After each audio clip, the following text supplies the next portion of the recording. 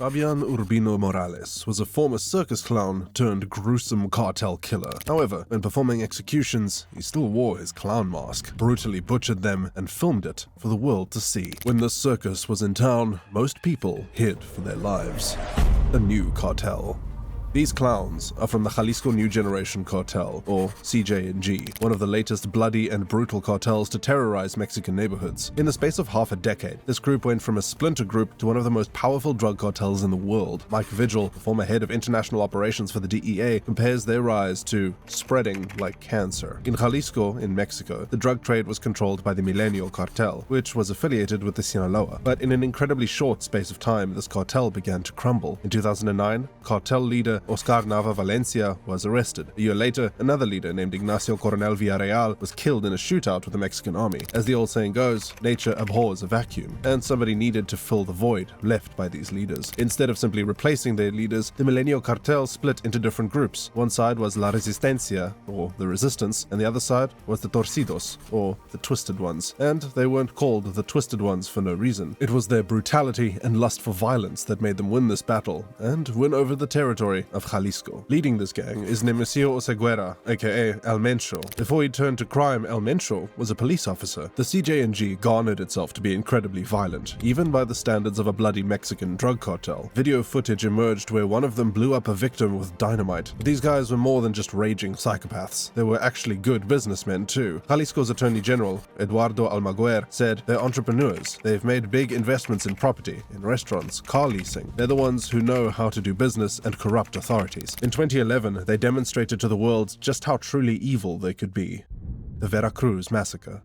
In September 2011, the port city of Veracruz would never be the same again. 2 trucks were left on the freeway during rush hour. As a result, the authorities were called and arrived at the scene. What was inside these trucks sent out a warning of things to come. Inside both of these trucks were bodies, the corpses of 23 men and 12 women. Many of these bodies had their hands tied behind their backs, indicated that they were tortured prior to their killings. Eduardo Buscaglia, an expert on organized crime, told MVS Radio, "What we are seeing in Mexico is typical of a process of paramilitarization in which different groups seek to wipe territories clean of their rivals. These groups are fighting over 22 different illegal markets, not just drugs, and that produces an orgy of violence." The city of Veracruz was controlled by Los Zetas, a gang known for their especially brutal tactics. The CJ&G simply played them at their own game and upped the ante. They terrorized this place to take control and left a chilling note. At the bottom it said, "This is going to happen to all the Zetas who continue to operate in Veracruz. This territory has a new proprietor, El Payaso."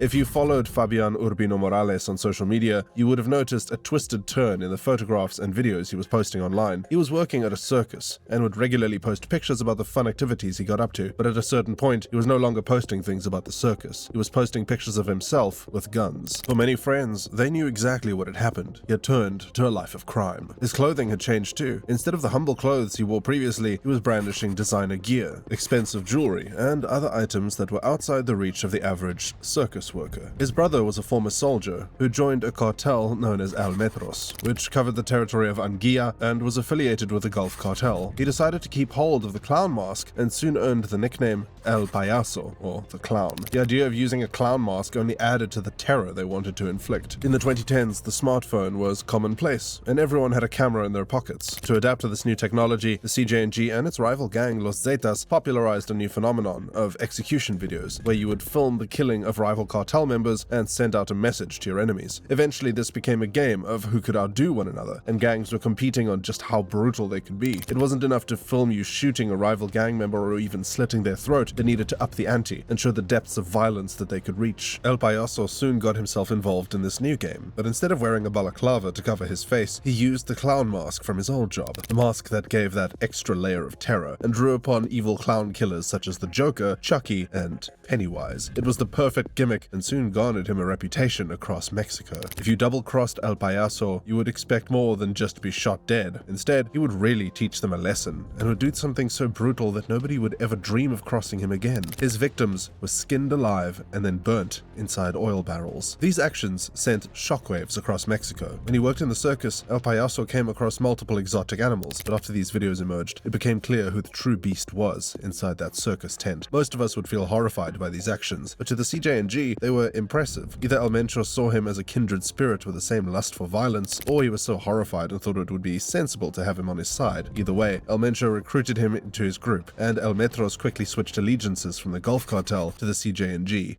enemy of the state.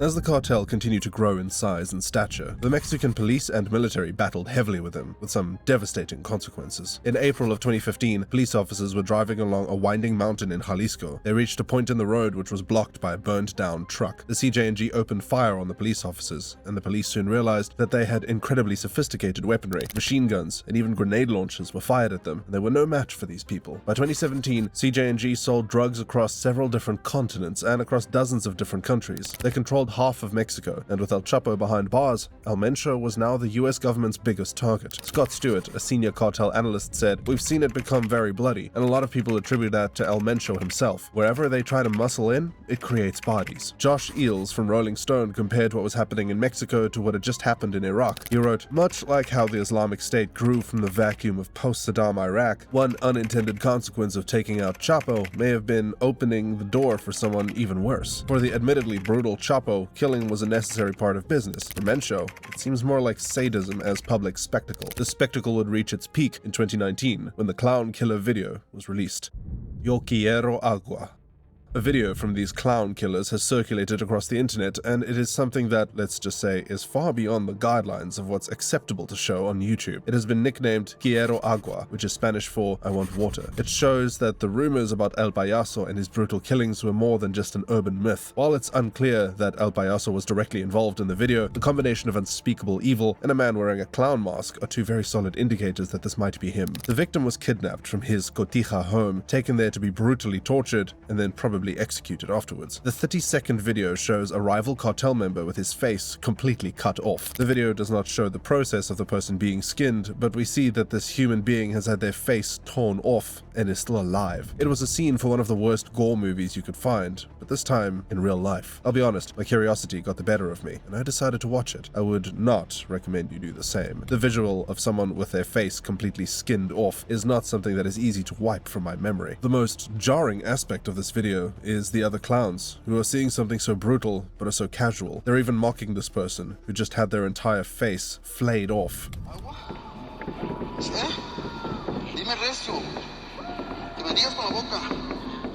While he had his face cut off, the person is asked if he would like some water. The person responds that he would like some water. He is then mocked and said, "Do it with your mouth." While this person also says, "Do you know who I am?" For many members of the cartel, the violence they inflict is just a dirty part of their job and comes with the territory. But in this case, the killers have some sort of sadistic kick out of what's going on. The inhumanity of this scene is truly numbing. The sad reality is that Morales and his clown accomplices did not wake up one day and decide to do this. In fact, this behavior is probably the result of years of desensitization and eventually being exposed to so much violence that nothing shocks them anymore. As much as we would like to paint these people as sick and twisted people in isolation, the darker reality is that they are also products of their environment. They clearly live in a world where humanity and compassion are difficult to come by. Going for top spot.